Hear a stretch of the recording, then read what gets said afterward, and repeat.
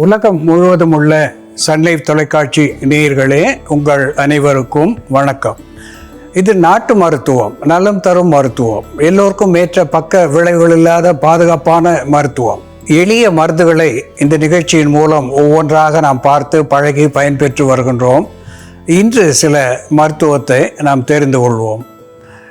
வளரும் குழந்தைகள் மிகவும் மெலிந்து பலவீனமாக இருக்கின்ற சூழ்நிலையிலே இந்த கூஷ்மாண்டம் என்று வடமொழியிலே சொல்லக்கூடிய பூசணிக்காய், பம்கின் என்று ஆங்கிலத்திலே சொல்லக்கூடிய வெண்பூசணி வாங்கி அதை திருகி பிட்டு அவியலாக்கி அதை சாறு முழுவதும் எடுத்துவிட்டு அதனுடைய சக்கையோடு சிறிது பாகு, சர்க்கரை பாகு அல்லது வெல்லப்பாகு சேர்த்து போதிய அளவு சுக்கு சேர்த்து ஒரு தேக்கரண்டி அளவு குழந்தைகளுக்கு அன்றாடம் அந்தி சந்தி என்று 2 வேளை கொடுத்து வருகின்ற நிலையிலே அவர்களுக்கு உடல் பலம் பெறும். உடல் மெலிந்த உடல் தேறி நல்ல சத்தூட்டமான ஒரு உடலாக அவர்களுக்கு காட்சி தரும் என்பதை இங்கே சுட்டிக்காட்ட விரும்புகின்றேன்.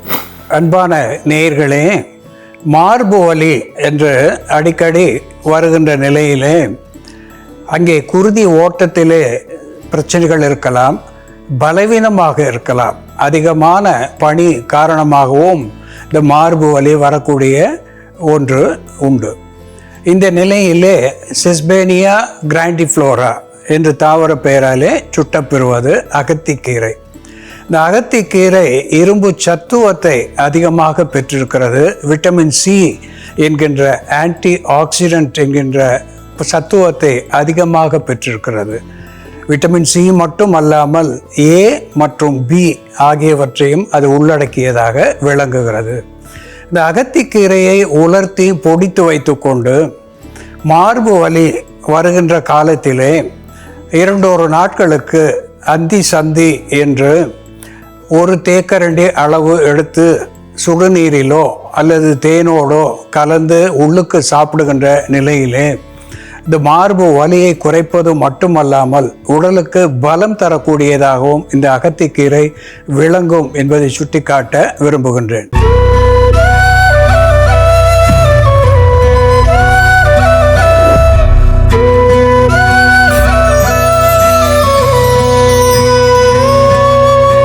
அன்பான நேயர்களே, கசகசா என்பது நாம் அடுக்கலையிலே சமையலுக்கு பயன்படுத்துகின்ற ஒன்று. பெப்பவர் சோம்னிஃபெரம் என்ற தாவர பெயராலே சுட்டப்பெறுவது கசகசா. இது வயிற்று புண்களை ஆற்றுகின்ற ஒரு தன்மையுடையதாக திகழ்கிறது. இதில் இருக்கின்ற ஒலியக் ஆசிட் என்று சொல்லக்கூடிய அமில சத்துவம் இந்த LDL என்று சொல்லக்கூடிய கெட்ட கொழுப்பையும் இந்த ட்ரைகிளிசரைட்ஸ் என்று சொல்லக்கூடிய கெட்ட கொழுப்பையும் கரைத்து உடலிலிருந்து வெளித்தள்ளி இந்த HDL என்று சொல்லக்கூடிய ஹை டென்சிட்டி லிபிட் என்கின்ற நல்ல கொழுப்பு சத்துவத்தை தக்க வைக்கக்கூடிய ஒரு உணவாக இது நமக்கு பயன்படுகிறது. வயிற்றில் இருக்கின்ற புண்களை ஆற்றக்கூடிய அல்சர் என்கின்ற தன்மையிலே இருந்து நமக்கு விடுதலை தரக்கூடிய ஒன்றாக இது திகழ்கிறது.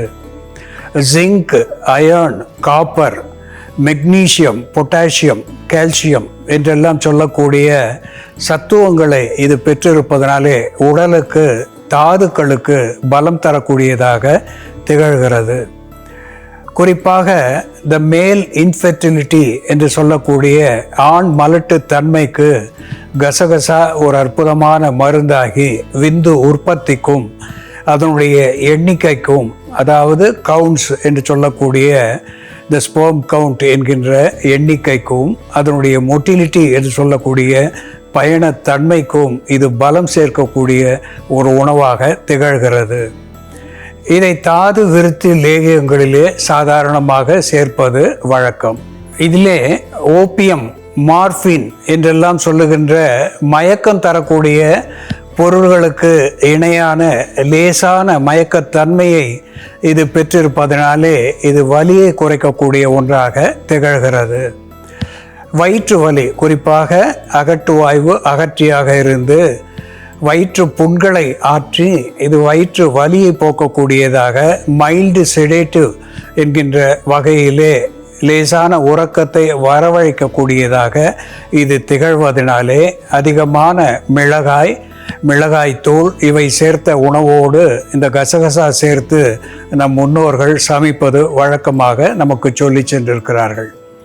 இந்த காரத்தினாலே வயிறு புண்ணாகாமல் இருப்பதற்கு இந்த கசகசா நமக்கு பயன் தருகிறது, உடலுக்கு பலம் தருகிறது. இதை மேலே தேய்த்து குளிப்பதனாலே தலை முடிக்கு வளர்ச்சி தரக்கூடிய ஒன்றாக திகழ்கிறது. இதை அரைத்து தலைக்கு தேய்த்து வைத்திருந்து குளிப்பதனாலே ஒரு மாய்ச்சரைசர் என்று சொல்லக்கூடிய வகையிலே இது நீர் சத்துவத்தை தலை முடிக்கு தரக்கூடிய ஒன்றாக இருந்து தலைமுடி உடையாத வண்ணம், தலைமுடி வேகமாக வளருகின்ற வண்ணம் இது பயன் தருகிறது என்பதையும் இங்கே சுட்டிக்காட்ட விரும்புகின்றேன். அதோடு கூட துத்தி என்று தமிழிலே சொல்லக்கூடிய ஒன்று அபூட்டிலான் இண்டிகம் என்று தாவர பெயராலே சுட்டப்பெறுவது. இந்த துத்தி இலைகள் ஒரு antibacterial, anti fungal, anti microbial, anti inflammatory, analgesic என்கின்ற மருத்துவ குணத்தை பெற்று நுண்கிருமிகளை போக்குவதாக, நோய் கிருமிகளை நீக்குவதாக, வீக்கம் வலியை வற்றச் செய்வதாக விளங்குவதனாலே இந்த துத்தி உள்ளுக்கு சாப்பிடுகின்ற பொழுது த ப்ளீடிங் பைல்ஸ் என்று சொல்லக்கூடிய குருதி வெளிவருகின்ற மூலத்தை போக்குகிறது.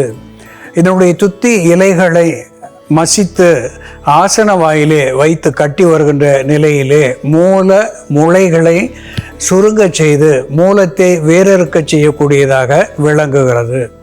இந்த துத்தி ஒரு ஸ்ட்ரிப்டிக் என்கின்ற வகையிலேயும் எமஸ்டாட்டிக் என்கின்ற நிலையிலேயும் குருதியை எந்த வகையிலே வெளியானாலும் அதை கட்டக்கூடிய ஒரு தன்மையுடையதாக திகழ்கிறது.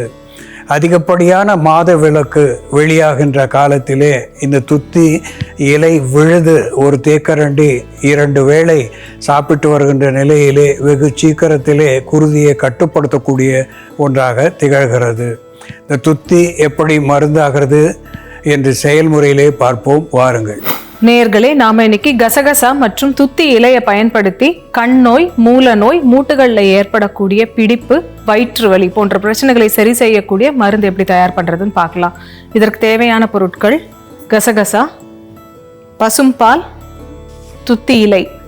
கசகசா ஒரு அரை தேக்கரண்டி அளவு எடுத்துக்கலாம். எடுத்து சிறு தீயில வச்சு கசகசாவை பொரிச்சிடலாம். நல்லா இந்த விதைகள் பொரிஞ்சதும் நம்ம அதுக்கப்புறம் தண்ணி விட்டுக்கலாம். இந்த விதைகள் பொரிய ஆரம்பித்ததும் நம்ம நீர் விட்டுக்கலாம். விதைகள் அதிகமாக கருகாமல் அதுக்கு முன்னாடியே நீர் விட்டுடணும்.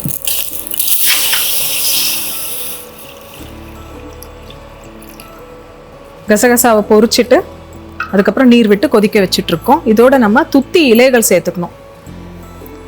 துத்தி செடியோட இலைகள், இது மழைக்கு நல்ல வளமாக வந்திருக்கிறதுனால இலைகள் இவ்வளோ பெருசாக இருக்குது. இந்த இலைகளை நம்ம எடுத்துக்கலாம். ஒரு இலைகள் எடுத்து அதை இதோட சேர்த்து நம்ம கொதிக்க வச்சிடணும். நீரோட கசகசா மற்றும் துத்தி இலைகள் மட்டும் சேர்த்து கொதிக்க வைக்கிறோம். இதை அப்படியே கொதிக்க வச்சுட்டு வடிகட்டி நம்ம வெளி மருந்தாக யூஸ் பண்ணலாம். கண் நோய் இருக்கும்பொழுது கண்களை கழுவுவதற்கான மருந்தாக இதை பயன்படுத்தலாம். அதே மாதிரி மூலத்துக்கு 6 பாத் பண்ணும்பொழுது இதே மருந்தை கொஞ்சம் அதிகமாக நம்ம தயார் பண்ணிட்டு அதை வடிகட்டிட்டு 6 பாத் பண்ணுறதுக்காகவும் யூஸ் பண்ணலாம். மூலத்தை கழுவுவதற்காகவும் நம்ம பயன்படுத்தலாம். பெண்களுக்கு வெஜைனல் இன்ஃபெக்ஷன் ஏதாவது இருந்ததுன்னா அவர்கள் பிறப்புறுப்பை கழுவுவதற்காகவும் இந்த மருந்தை பயன்படுத்தலாம். மூலத்தினால் ஏற்படக்கூடிய வலி கம்மியாகும். அதே போல் மூட்டுகளுக்கு நம்ம ஒற்றடம் கொடுப்பதற்காகவும் இதை யூஸ் பண்ணலாம். உள் மருந்தாக நம்ம எடுக்கும்பொழுது இதோட பால் சேர்த்து எடுத்துக்கணும். இந்த இலைகள் சேர்த்துக்கலாம். துத்தி இலைகள், கசகசா இவை 2ம் சேர்த்து கொதிக்க வச்சுட்டு வடிகட்டிட்டு கடைசியாக இதோட நம்ம பால் சேர்த்து குடிச்சிட்டு வரும் பொழுது இது ஒரு வலி நிவாரணியாக செயல்படும். மூலத்தில் ஏற்படக்கூடிய கடுப்பு கம்மியாகும். நமக்கு வயிறு சூடாகிறதுனால ஏற்படக்கூடிய வயிற்று வலி, கேஸ் ட்ரபிள்னால ஏற்படக்கூடிய வயிற்று வலி இதெல்லாம் சரியாகும். கண் நோய் போது நம்ம இதை உள் மருந்தாகவும் வெளிப்பூச்சி மருந்தாகவும் வெளியே கழுவுவதற்கான மருந்தாகவும் பயன்படுத்திட்டு வரும்பொழுது கண்களில் இருக்கக்கூடிய சிவப்பு தன்மை மாறும். கண்களில் வரக்கூடிய ஊளை கம்மியாகும். கண் உறுத்துறதும் கம்மியாகும். இதே பல்வலி இருக்கும் பொழுது நம்ம கசகசாவை லவங்கத்தோட சேர்த்து மருந்தாக பயன்படுத்தலாம். கசகசாவை வறுத்து பொடி பண்ணிடணும். அதே மாதிரி லவங்கத்தையும் பொடி பண்ணிட்டு இந்த 2 பொடியும் சம அளவு மிக்ஸ் பண்ணி நம்ம ஈறுகளில் மசாஜ் பண்ணிட்டு வரும்பொழுது நமக்கு பல்வலி கம்மியாகும். தூக்கமின்மைக்கான மருந்தாகவும் தூக்கத்தை வரவழைக்கக்கூடிய மருந்தாகவும் கசகசாவை நம்ம பயன்படுத்தலாம். கசகசாவோட பால் சேர்த்து நல்லா கொதிக்க வச்சுட்டு அதோட கொஞ்சம் நாட்டு சக்கரை சேர்த்து இரவில் நம்ம குடிச்சிட்டு வரும்பொழுது ஆழ்ந்த உறக்கத்தை ஏற்படுத்தக்கூடிய மருந்தாக அது செயல்படும்.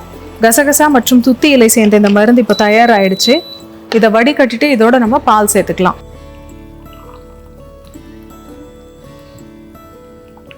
கொஞ்சமாக காய்ச்சிய பசும் பால் சேர்க்கலாம். இந்த மருந்து நம்ம காலை மாலைன்னு 2 வேளையும் பருகிட்டு வரும் பொழுது இது ஒரு வலி நிவாரணியாக செயல்படும். உடல் சூட்டை தணிக்கக்கூடிய மருந்தாக செயல்படும். கசகசா, துத்தி இலை மற்றும் பசும்பால் சேர்ந்த இந்த மருந்தை தொடர்ந்து எடுத்துட்டு வரும்பொழுது வயிற்று வலியை போக்கக்கூடிய மருந்தாகவும் கண் நோயை சரி செய்யக்கூடிய மருந்தாகவும் மூலத்தினால் ஏற்படக்கூடிய வலி வீக்கத்தை போக்கக்கூடிய மருந்தாகவும் செயல்படும். அன்பான நேயர்களே, பெப்பவர் சோம்னிஃபெரம் என்று சொல்லப்பெறுகின்ற கசகசா ஒரு லினோலிக் ஆசிட் என்கின்ற அமில சத்துவத்தை மிகுதியாக பெற்றிருப்பதினாலே கொழுப்பு சத்துவத்தை கரைத்து நமக்கு குருதி ஓட்டத்தை சரி செய்யக்கூடிய ஒன்றாக, இரத்த நாளங்களிலே இருக்கின்ற அடைப்புகள் தவிர்க்க பெறுகின்ற ஒன்றாக இது உணவாகி பயன் தருகிறது. லேசான உறக்கத்தை வரவழைப்பது என்கின்ற வகையிலே ஏதேனும் வலி இருக்கின்ற நிலையிலே, குறிப்பாக வயிற்று வலி, சிறுநீர் தாரையிலே ஏற்படுகின்ற எரிச்சல், வலி இவற்றை போக்குகின்ற ஒரு நல்மருந்தாக கசகசா விளங்குகிறது. அதனோடு கூட துத்தி என்கின்ற அபுட்டிலான் இண்டிகம் என்கின்ற இலை சேருகின்ற நிலையிலே ஒரு ஆன்டி இன்ஃப்ளமேட்டரி அனால்ஜெசிக் என்கின்ற வகையிலே துத்தி நமக்கு வலி நிவாரணியாக பயன் தந்து வீக்கத்தை கரைக்கக்கூடிய ஒன்றாக விளங்குகிறது. குறிப்பாக மூல நோயை முற்றிலும் வேறறுக்கத்தக்க ஒரு நல்மருந்தாக துத்தி விளங்குகிறது. துத்தி ஒரு பாதுகாப்பான மருந்தானது கூட என்பதை நான் இங்கே சுட்டிக்காட்ட விரும்புகின்றேன். ஒரு மண்டலம் துத்தியினுடைய விழுதை காலை மாலை என்று எடுத்து வருகின்ற நிலையிலே த ப்ளீடிங் பைல்ஸ் என்று சொல்லக்கூடிய குருதி வெளியேற்றுகின்ற ஒரு மூலத்தை இது குணமாக்குகின்ற ஒன்றாக விளங்குகிறது. மேற்பற்றாக இதனுடைய விழுதை வைத்து கட்டி வருகின்ற நிலையிலே இரவு நேரத்திலே படுக்க போகும் முன் கட்டி வைத்திருந்து காலையிலே நாம் எடுத்து விடுவதனாலே முளை என்பது சுருங்கி மூலம் என்பது முற்றிலும் வேறறுக்கப்படுகிறது. இந்த ஃபிஷர் என்று சொல்லுகின்ற ஆசன வாய் சுற்றிலும் வெடிப்பு ஏற்பட்டு குருதி கசிவு ஏற்படுவது, எரிச்சல் ஏற்படுவது, வலி ஏற்படுவது என்கின்ற நிலைக்கும் இது புறமருந்தாகி நற்பலனை தருகிறது என்பதை சுட்டிக்காட்ட விரும்புகின்றேன். அன்பான நேயர்களே, கசகசாவும் துத்தியும் எப்படி மருந்தாகி பயன் தருகிறது என்று நாம் பார்த்து தெரிந்து கொண்டோம். இதுபோல வேறு ஒரு மருத்துவ குறிப்போடு நாம் மீண்டும் சந்திப்போம். நன்றி, வணக்கம்.